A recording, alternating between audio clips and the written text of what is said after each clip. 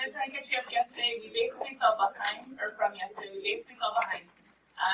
Mr. Chase is going down just a little bit so we can catch up, but it's okay. It's not his fault. It happened. So we're just going to make it up today. Your homework needs to be out. We're going to quickly look over 12.1. 12.1, you were solving limits. Hold on. Yes. Okay, we're going to go to 12.1. We're going to check the evens. I have them right here. They're ready to go. But I need you guys to help me out with what is a key word that is involved in a limit besides the word limit? approaches. Approaching. Good. It's all about the approach. However, not just the approach from one side, but approach from both sides of a constant. If x is approaching a or c or whatever you want to call it, if x is approaching a constant from both sides, in order for the limit, finish the fill in the blank. In order for the limit to exist, the one-sided limits have to agree. So if the one-sided limits agree, then the limit exists. And if the one-sided limits does not agree, then the limit does not exist. Whoa. Did we get it? Vaguely, no. That's helpful. So one more time, let's try and see if everyone can get each blank right. If the one-sided limits agree, then the limit Does exist. okay. Does exist. The limit will exist if the one-sided limits agree. Yeah. Okay, all right. The limit will not exist if the one-sided limits do not Agreed. agree. Does that make sense? So then, what we did in our homework for 12.1, we used a table and we were approaching, if you guys can see. In this one, we were approaching 2. You guys are checking your homework as we quickly go over it. X was approaching. It is what it is. I'm just trying to use it up so then I can empty it out. So, as x approaches 2, which we see right here in the limit, approaching from below 1.9, 1.99, 1.99. We did that on the board yesterday. Ashley helped me out with the problem. From the other side, we would say from above 2.1, 2.01, 2.001. And then you guys are we're looking at what are the y values doing, not necessarily caring what's going on at 2, instead caring about the approach. So why was the answer 1/3? Because that's what it's getting. If you come from either side, right? As you come from either side, you have 0.33333, therefore they are concurring, they are approaching the same constant, they agree. I think, maybe it was yesterday. Was it a couple days ago? When Caleb said about how if they come, was it you, Caleb, that said when they come in, they're approaching two different, no, JJ yesterday. If they come in to 2 different places, then it's not one limit, because it's 2 different heights. There we go. Caleb is in JJ's seat, that's what I was like, who's that seat? Anyway, so number 8, the answer is 1/3. Number 2 is direct substitution. Number 16, that one you guys probably, it was really hard to figure out that decimal, but it was converging. The decimal was coming together. And I know it's a little weird. You'll learn how to do this today, actually, with algebra, so you don't have to depend solely on the table. But this one, yes, the limit does exist. Yes, they are approaching. Remember, it doesn't necessarily matter what's at the point. It's all about the approach. If you plug in 1/16, you will see the decimal that they were both approaching. Is it just 0.065? That would make sense. Okay. So that kind of makes sense with what you see. Number 24, why does the limit not exist as x approaches 2, specifically? Don't agree. Exactly. The one-sided limits, as they come from either side, they are approaching from this side, that height, and then from this side, that height. Since the one-sided limits do not agree, the limit does not exist. You can say D&E, remember, totally fine. Number 28. It's kind of hidden in the beginning, but the limit does not exist. Basically, long story short, if you plug into your table or to your graph, the heights are approaching -1 from one direction of 1, from below 1, and +1 from above 1. So yes, those do not agree. Those limits do not agree. Number 30, similar idea, the limit does not exist. And to be honest, kiddos, I actually do not like the way they stated this. If I remember right from honors, I changed.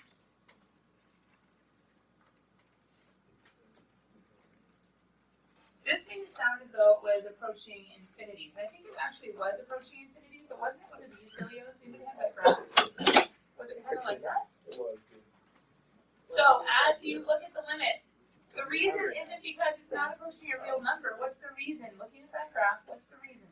It's not because it's going to infinity. They don't agree. Right? They don't agree. One's going down, one's going up. Right? They don't agree. So therefore we have to say, okay, fine, the limit does not exist because, don't say because it doesn't approach a real number, say because the one-sided limits don't agree. We haven't learned the notation for one-sided limits, but we will. Do not agree. Okay. Number 34. You're supposed to use a graph. You were able just to plug it in, direct substitution, final answer element 8. Number 56 is 42 came first. A was 9, B was negative 60, C was negative 1/2, D was root 5 over 5. Question, how do we like the end of homework? Nice. All we had to do was plug it in. Did we get through all the evens, guys? Okay. So then as we go to section 12, 56 and 64. oh, they're at the bottom, sorry. 56 was 2 and 64 was pi over 3. Okay. Gives you arc cosine and 1/2. You might have had to stumble on the unit circle a little bit. What's our cosine? Arc is the same thing as cosine inverse, so you were asking yourself the question, where in between 0 and pi is cosine equal to 1/2, which only occurs in those two quadrants at pi over 2. The x value is 1/2 and the y value is 1 over 2. The x is the cosine. That's what matches. Alright, we'll get section 12.2. We could do that, but let's just not stress about it. I do, however, want to. What time do we get out? I don't know. Probably 36.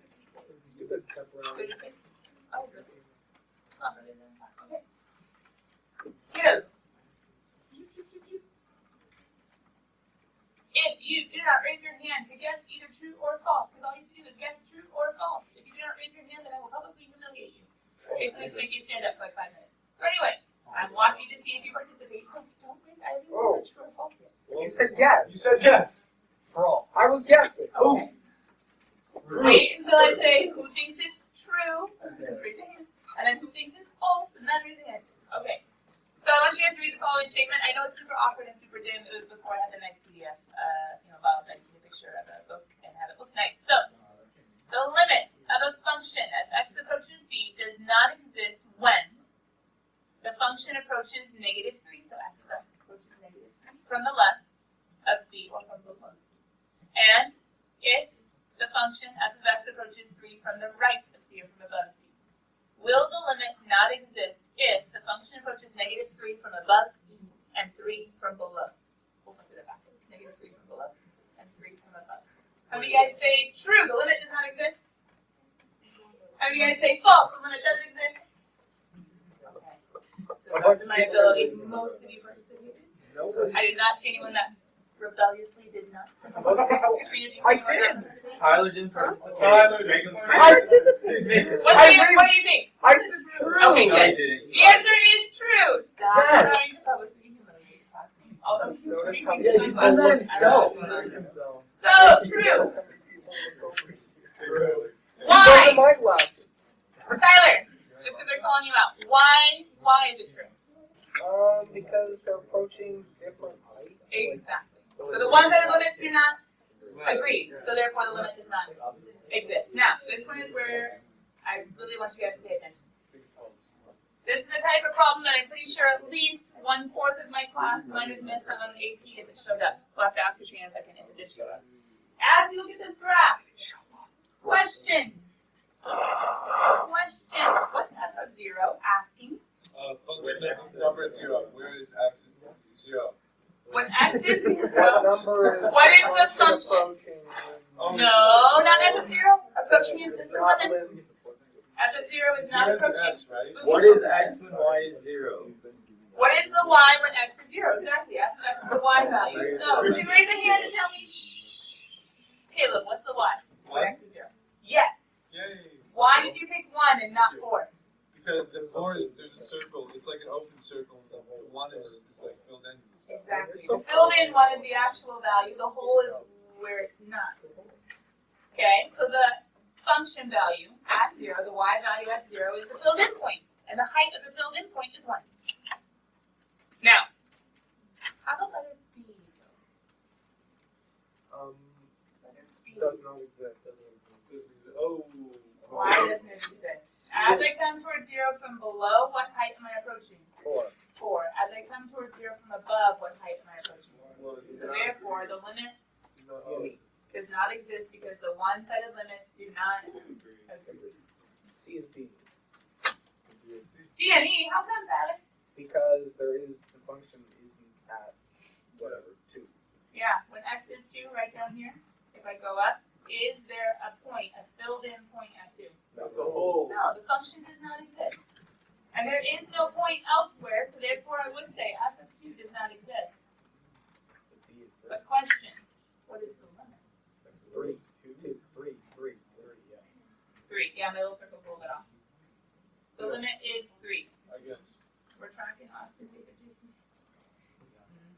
So as I come towards 2 from below and from above, I'm asking myself, what is the function doing and what height is it approaching? 3. Remember, it doesn't necessarily matter what is at 2. What do I care about? Where The approach. Okay, if we have time today, I'll try to kind of re-emphasize that one last time, but we do need to get back to section 12.2, which we saw yesterday. Whenever you plug in, which is the very first thing you should try to do when solving limits not with a definition or the idea, but solving limits with a shortcut of plugging and chugging, and if it's well behaved, it's going to be good and golden and fast like the end of homework. But what if you plug in and get 0 over 0? Keep going. Keep going. Keep going. Now, if you get 0 over 0, the function does not exist, like the example that you just saw. If you tried to plug into this function, if you have the equation for this function, 0 over 0 would be what we would get at C. 0 over 0 means the function does not exist. But does that mean the limit does not exist? No. So we have to keep going. And the first way that we keep going, this is what we kind of wrote down. I think I put it on the screen yesterday. I was just kind of off the tip and actually write on it. But the first way that we try to keep going is factoring or polynomial division. Did we do some factoring yesterday? Yeah. We did factoring on this example. I went back to our notes and I did it in the notes. You guys were doing it from the whiteboard. People that were gone, this is in your notes. Kind of just keep track of. I think you should have taken part of these notes on Tuesday. So we did one example. That's what, maybe like 2 lines, 3 lines. We did another example. 2 or 3 lines. We did another example. Wait a minute. Did you guys like factoring this one? This was the last one we got to.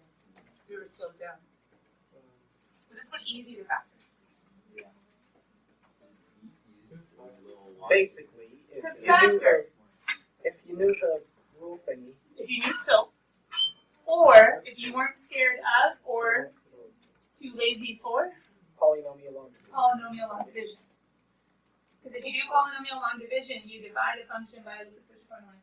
If you do long division and you have the numerator divided by the denominator and it goes in evenly, then we can say, hey, x plus 3 is a factor, and what remains? Well, the rest of it from the division, and so then we were able to cancel out like we did with other factoring. And what happens if we're able to factor? What do we try to do after we cancel out the whole?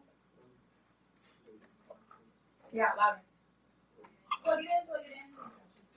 We plug it in, because we tried to plug in originally, remember, write the 0 over 0 for people who were gone yesterday. Write the kg, or write the keep going. But if you're lazy, write kg. Realize I did not say don't write anything. How many points do we lose? Why are you asking that? So then coming back. Because I'm probably gonna We do lose not points. pursue mediocrity. Coming back.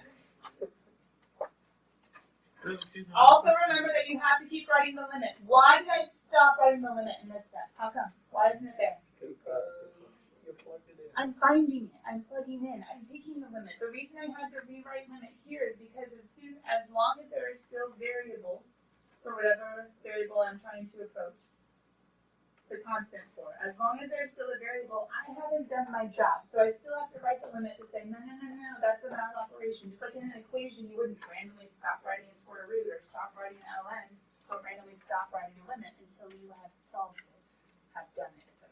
Okay, I think we stopped there. We need to get back and remember, I said, hey, there's some more mathy stuff that might happen. I forget, I think Naomi, it was you yesterday that asked, is this gonna, maybe it was someone else, is this gonna get harder? Everybody. There we go. Is this gonna get harder? Remember? And I was like, not harder. It's just gonna be like, okay, long story short, you plug in, it doesn't work. Now what? Well, factoring, that's one way. Polynomial division is another way. And we're just gonna keep on talking about other things that you can try, and it totally depends on what you've been given. Were there any limits on it where it was graphic and you had to look at the graph and figure out what value this is? Yeah, when you had to like also for like MVT, then you had to like find it. You signed a thing saying you wouldn't discuss the test. She didn't give you the exact question. You should see all the people that came running in here today. Potatoes. The potatoes. The potatoes. No, we're allowed to talk about it on Friday, but I mean, Have they released the FRQs yet? yeah, because they're supposed to, no, at least they're outlined on Friday. because- Oh yeah, it's 2 days. So technically today is 2 days from now. Yeah, she's allowed to talk about it. See? Technically not supposed to really discuss multiple choice. But Isn't it well, 2 days I after asked you get the her- results? They don't. They released multiple choice. No, it's 2 days, After you get the results. No, it's 2 days after they give the. No, they're releasing the FRQs that were given on the calculus and simulator tomorrow. Yeah. So you're not able to see all the multiple choice questions, you're able to see the long answer. So I'll see the potato question and we'll go over it and be like, hey, it wasn't really that bad. Anyways, it was. The wording was hard. And they like threw extra random functions. There's still just the amount in So you're gonna roast your class. No, it happens every year. That's what I'm. One year it was coffee, tea, and biscuits that made them mad. Last year it was a funnel that made them mad. Like the nation. It isn't just my fault.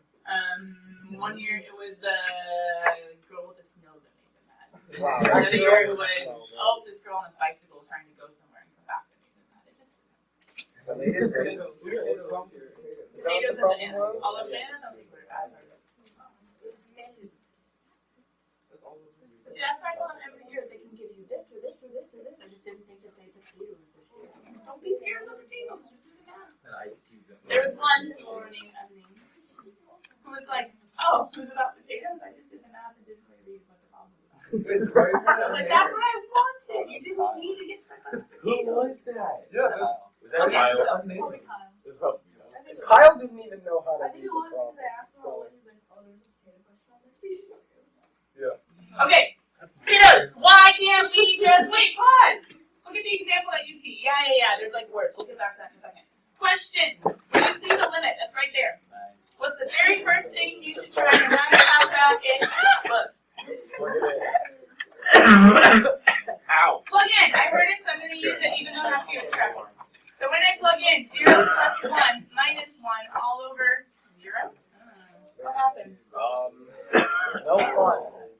Okay. Anyway, No big deal. We've seen 0 over 0. We saw it yesterday a lot. So yesterday we would talk about factoring. Okay, let's factor. Why not? because you can't factor anything out. So radical. Do we factor? No. You can't. So the math is telling us that's a dead end. The math is telling us don't go down that road. That's a bad idea. The math is saying factor. You gotta be kidding me. So we have to think of something new. And we have seen square roots actually in imaginary numbers where we've had to use this idea of a conjugate. You guys have seen this idea when you had to rationalize something like this back in Algebra 1. Literally, I taught them this in classroom. You had to multiply by a conjugate to get rid of that square root. Square root 3 over square root 3 does not cut it. But if you multiply by the conjugate, hold on, what is the conjugate of? This is just simplifying, guys. It has nothing to do with calculus or limits. You can't just do square root of 3. You can't just do square root of 3. But you can do square root of 3 minus 2. The conjugate is the exact same expression, but with the opposite sign. would that be by minus 0?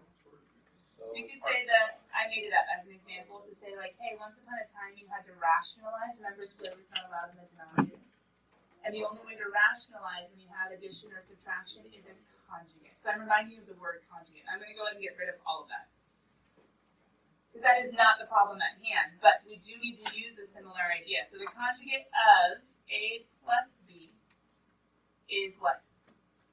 A minus B. Yeah. And similarly, the conjugate of A minus B is A plus B. Okay. So when we get down to this example down here below, I'm going to rewrite the problem. We already tried to plug in. 0 over 0. Keep going. It seems to indicate maybe there is an answer for the limit, even though the function does not exist. What do you think I'm multiplying by the conjugate of? The denominator or the numerator in this example? Numerator. Numerator. Number one, it's the only part with two Wait, pieces. why would you? Wouldn't that just make? I know. Wait. Remember, the point is not rationalizing. The point is changing. Remember with factoring, we're trying to change the form so that, oh, hey, look, in this form, I can cancel something out. Same thing here. In this form, if you guys tried to cancel something out, you're killing like a whole zoo. So don't do that. Just kidding. It's really just a kitten. But, well, actually, nobody can end up because they need to be spurred. Anyway, long story short. Okay, well, animal shelter. So, when you come back, we cannot simplify unless we change the form. And we cannot change the form unless we use the conjugate. And the conjugate says only change the middle sign. This is A, this is B, change the sign in between. The first is A, the second is B, change the sign in between. What I do on top, I have to do on the bottom. Now, why am I putting in parentheses? Is there a reason? Because you have to do some FOIL. Yeah, you gotta remember distribution. If you don't have the parentheses, you might not remember the distribution. Oh yeah. So, we have to go ahead and distribute some stuff. On top, I think I have to FOIL it, yeah? The joy, though, maybe it's not necessarily called the joy. That's one.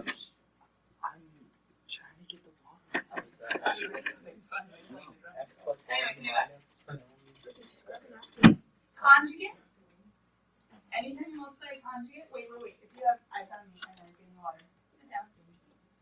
Oh, good idea, smart one. It's just X. A plus B times A minus B. Wait. Two conjugates. Ignore that problem for a second. If I just have a conjugate A plus B and I multiply it by A minus B, is there any special way? Do I really have to FOIL that? No, it's just the perfect square trying to Yeah, for it's difference. difference. Now, I could go ahead and do first, outer, inner, last. But what's going to happen every time you multiply? The middle will always cancel, and you are able to go to A squared minus B squared. Now, it only works with difference of squares because the middle, the outer, and the inner are always going to cancel. They're the exact same quantity. One's a positive, one's a negative. So I'm going to use that idea here. They're conjugates. One's A minus B. The other one's A plus B.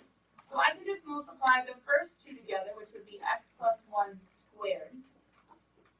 And then I can multiply, that's the first, I can multiply the last. Because the outer and the inner would cancel. Now, strategy. There's a quick strategic move that you wouldn't necessarily know to make, but I'm trying to, based on my experience, help you out. Keep the denominator factor. Don't multiply the x in. It still has to be there. Because things will cancel out. Because the X cancels. Keep the x factored out. And what do we have inside? X plus 1 plus 1. Now let's see if you can figure out why I said to keep it factored. How do we simplify the top? Just X plus 1 minus 1. Good, because the square root squared cancel out, right? They're inverse operations of each other. So I do have x plus 1 minus 1. That's X. And as you guys notice, the plus 1 minus 1 just cancels then, right? So I just have an x on top. Why did I keep the denominator factored? Because it conveniently cancels out. Exactly. Since the x is shared on top and bottom, I can say they're a common factor, I can reduce. I'm not technically canceling. This right here is canceling. Negative 1 plus 1, they go away, that's canceling. This, what I'm about to do, is reducing. I say the x over the x simplify, I get a 1 on top. Stuff that a lot of kids just kind of in the franticness and trying to get something done quickly forget about. 1 over, this expression down here is still in the denominator. I have square root of x plus 1 plus 1. Did we get to cancel stuff out? We transformed how it looked by multiplying by the conjugate. We simplified things down. We got to cancel some of the denominator out. So now what should our goal be? Similar to when we factor and get to cancel something out. Plug it in. Will it work? No. Yeah. And we'll be done. We've got it to a form where when you plug in 0, it is no longer a problem. Why did I not write limit this time? Because the limit is We're there. solving. We're solving. And what's the square root of 1? 1. And 1 plus 1 is 2. So what would happen if you plugged and shoved this original function into your calculator, this one up here? That is hard. If you went negative 0.01, negative 0.001, and then 0.01, 0.001, what would it be approaching? I'm sorry, guys. Is that That sounds like a fan.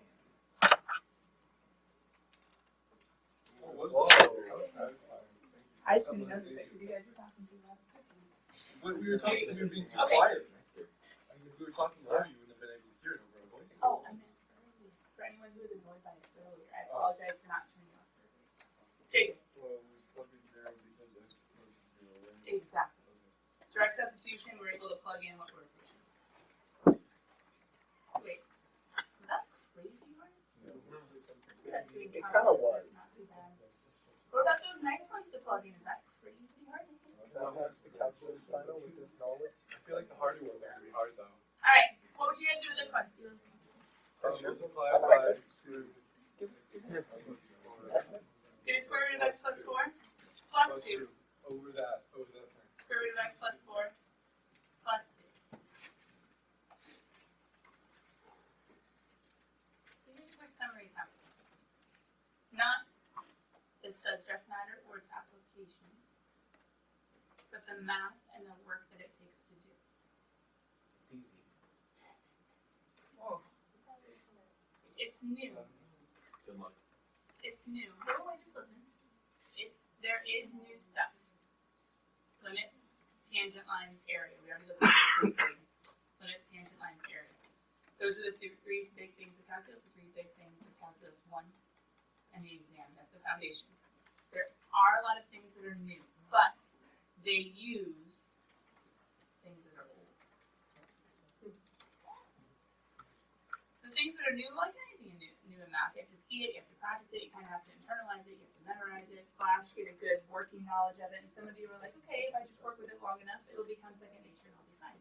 Kind of like solving for x in an equation. You kind of work with that long enough and hopefully it's pretty much fine.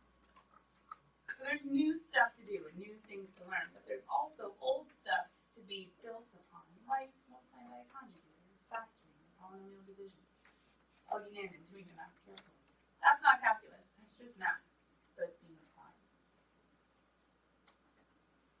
What happens when I FOIL on top? Has anybody gotten there yet? Good. Negative 2 times a positive 2, yeah, it's a minus. Careful. So I have that positive, the outer and the inner, when I would do them, would cancel, and then the last, negative 2 times a positive is minus 4.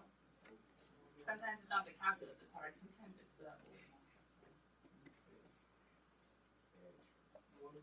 You guys have probably felt that in pre-cal a little bit. Sometimes it's the little things on your test corrections. Sometimes it's the big things. You always fail like 2 plus 2. And then you wonder, how did I do that? It just said that 1 plus 1 is 1. What happens to the plus 4 and the minus 4? Cancel. Cancel. Good word. Good terminology. What's going to happen with the x over x? Cancel. Nope. No, they Reduce. Good, reduce. good, good. But they still. Reduce. One of them goes to 0, one of them goes to 1. Hence the dilemma and a lot of it gets Don't they both go to 1? because Oh, no, 4 I meant minus like 4 is 0, don't whereas put x over x is 1. That's Oh, you could put 1 over 1. Yeah, that's what I meant. Question, what do I do now, guys? Once I have done some simplifying and some canceling out, and now I have a new version of the old, I have a transformed version. We'll show you. Plug it in, plug it in. So I have the square root of 0 plus 4 is just 4 plus 2. What's square root of 4? 1 over 4. So Yeah. that's 2, and 2 plus 2 is 4. What would happen if you plugged in this puppy in your calculator and did the limit as x approaches 0? You would get You would see 0.25 coming out. The approach from below and from above, you would see 0.25.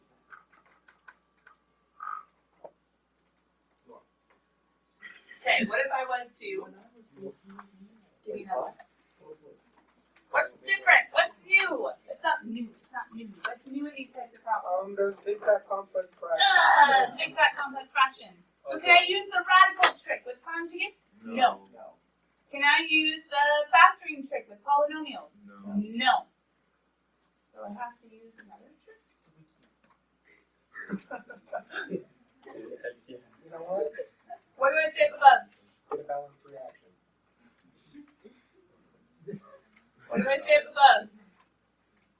Multiply by x plus 1. That's the way I would do it. Oh, you multiply. Simplify the complex fraction, which we've done before this year. Now, I'm going to actually show you guys on a different page the old school way, and then we'll come back to my way of doing this. I like my way better. And Ricky technically already said it because he said multiply by X plus 1. That's gross. x plus 1 over x plus 1. And I'm going to see if you guys truly think that my way is gross. Does the problem look gross, or does my way of continuing look gross? It's the problem. Okay, because that doesn't look all that bad, right? I mean, it's still bad. Let me pause for just a second. I'm going to come over here on this side. And I'm going to do the old school way first. So the old school way, which is multiplied by the reciprocal. The old school way, you would have to go ahead and start. Well, long story short, we actually didn't plug in to get 0 over 0 yet.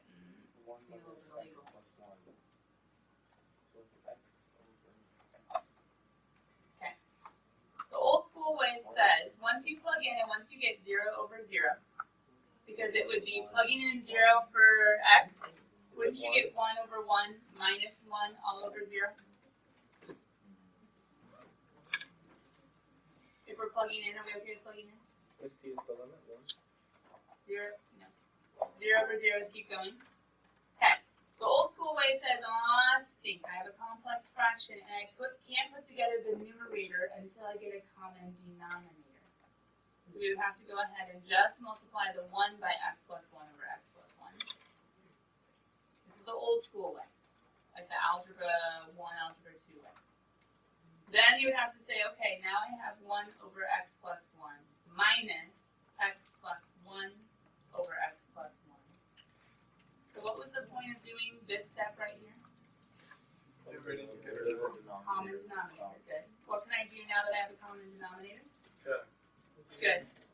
And when I subtract, I would get 1 minus x minus a positive 1, right? Distribute the negative. All over x plus 1. All over x. How do I simplify this complex fraction? You multiply by x plus 1.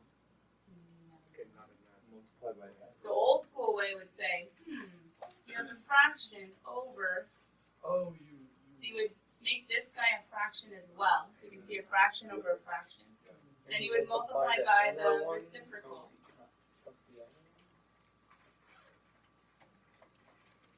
And to multiply by the reciprocal, you would say division by a fraction is multiple. Well, the 1 minus 1 cancels out of it. I have negative x over x plus 1. Division by a fraction is multiplication by the reciprocal. So we would flip. Then we would go ahead and say, hey, what happens to the x and the x? I have an x on top and an x on bottom. Cancel. So we reduce the x over the x. I have a negative 1 remaining. So I can say negative 1 over x plus 1. Now what's my last step? Plug it in, plug it in. Plug it in, plug it in. You said positive 1, right? Yeah.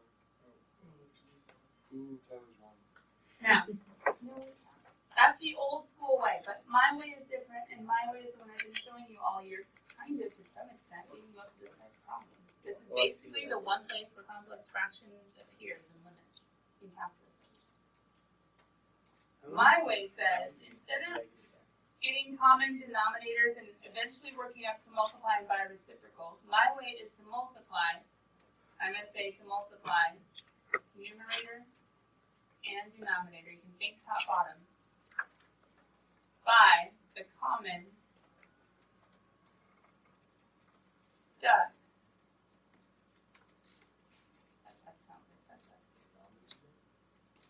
The common stuck denominator. Now, in this example, there's only one stuck denominator. I'll describe that in just a second. But the common stuck denominator. What I mean is, we're used to fractions having one numerator, one denominator. What makes a complex fraction a complex fraction? Complex fraction. But why? There's multiple fractions in the fraction. There's a fraction in the fraction. There's a denominator in the numerator denominator as well. So you have a fraction within a fraction. So my stuck denominator is the one that basically is making the fraction in a fraction. So I said, okay, What's the denominator of a fraction in a fraction? X plus 1. There's only one of them, so I didn't have to worry about multiple little baby denominators or stuff. So what did I choose to multiply numerator and denominator by? That guy. And what happens when I multiply numerator and denominator by that guy? Well, do you guys see that this needs to distribute to that and to that? Right? What happens when you have x plus 1 over x plus 1? Because the first one would be x plus 1 over x plus 1, right? When I distribute to this guy. They're going to reduce, right? And then 1 times x plus 1 is x plus 1. All over. On bottom, I'm going to have x times x plus 1. Remember fractions, you multiply across, so I'm multiplying these two together, and I'm multiplying those two together. On top, I distribute it, because I'm like, I really hope I can somehow break up this complex fraction, so I distribute this guy in. X plus 1 over x plus 1. David's already saying it up here, guys. What does that become? 1. Yeah, x plus 1 over x plus 1 just becomes 1. I have 1 minus x minus 1. So you guys notice, how many steps did it take me in order to get, ultimately, down to here?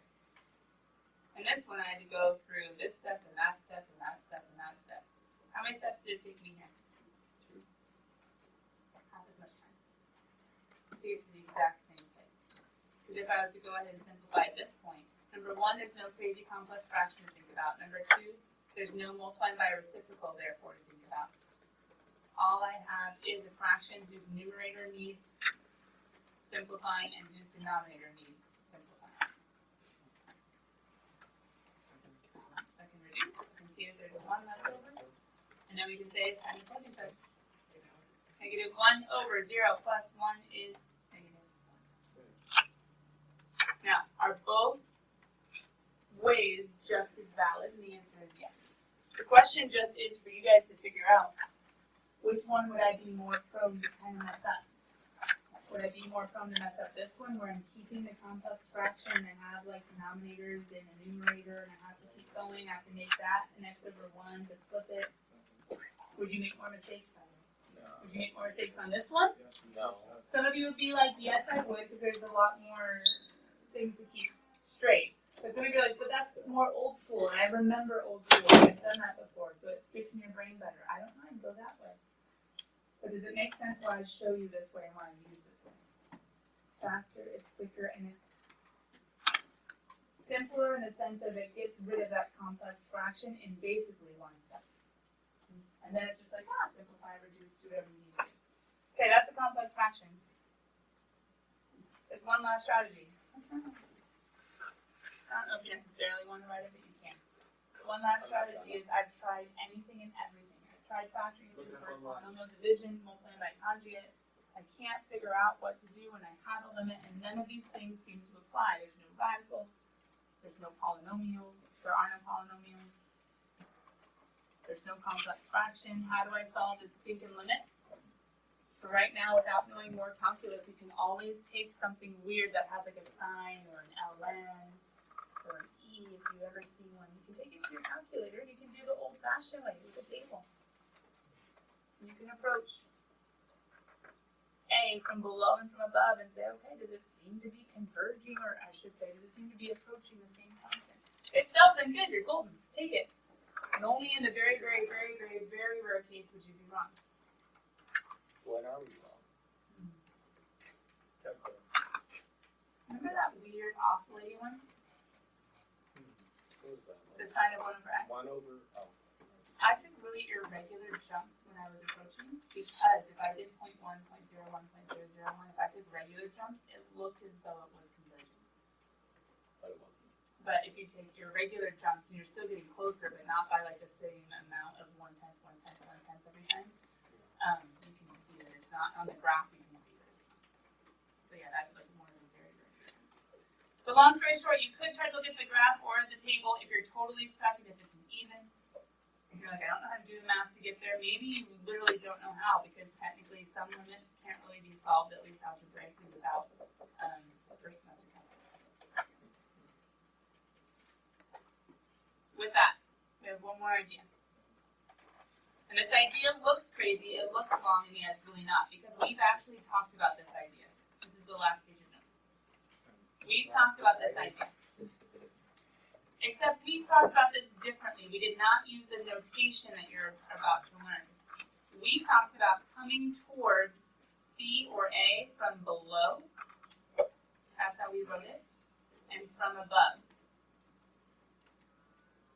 We talked about coming from below and from above. This page just says, you know what, actually there's some notation for that, so you don't have to keep writing those words. This page is all about there's some notation for that, so you don't have to keep writing those words. But we've done this. We've done what's about to ask. So it's nothing crazy, it's nothing new. We're just using graphs to have us or to answer these questions. Eventually we'll work our way up to the algebra. But if we're coming from below, just from below, or from above, just from above, there is a snazzy way of writing it. Do you guys see what's different in this notation right here? It's not F1 equals C. There is L1 and L2, which means you're not necessarily finding L, you're finding like kind of a subset of L. So just from one side, that's L1, from another side, that's L2. To find the L, you have to compare the two. Do they agree? So that's a little different in that we're not just talking about a single L, we're talking about two different L's. But what else? What specifically is different? Negative. It doesn't just show X approaches C. And if you guys look, it's not C minus and it's not C plus. It's C to the power of negative, C to the power of positive. Oh. Now I'm not going to say that because that's not what the notation means. It means C from below. See how it's in the from below category? Which could also be seen as C from the left, coming from below, coming from the left, coming from above, or coming from the right. A notation for coming from below, just coming from below, ignoring the other part altogether. If they ever show that sign, or if they ask you to write coming from below, you can actually use that notation. X is approaching C from below would be C with a little negative in the exponent, from above, C with a little positive. And as we've already talked about multiple times, the limit will only exist if the one-sided limits agree. And to that end, let me show you a graph and see if we can use the new notation. The graph is the following. Now you guys can put this in your graphing calculator using add, etc., etc. Let me just show you what you would find. You would find the graph doing this from that side, doing this from this side. Question. What's the proper answer for the limit as x approaches 0 with a negative? Am I coming from below or above? From the left or from below? Question, as I come from below, what height am I approaching? -2. Question, what height am I approaching as I come from above? +2. What would I answer, weight cost? What would I answer for the entire? Why does the limit not exist? Because they don't approach, they don't agree. You guys did a great job. 12-2 tonight. Oh my gosh, really? You don't have to do all the crazy tables tonight. Yay! The algebra. Can we have a couple of extra days for the homework assignment? I agree with that. Where are you taking mine? And I'm fine with the algebra. See, I don't know, but some weird chick named Victoria American wrote something on like a note on your desk. And Oh my goodness. What am I going to do with that girl? I don't know. Seriously. She like partying at home. I have Oh, is that what you came in? Yeah, it said, we have. Oh no, you have your concert coming. Why does it say that? He's not here. So it was studying You did journals? for Spanish. You already asked me that. You said no. I said yes. Oh. I know. Alright, Steve, thank you. You're welcome. Have a good day, bud. You too.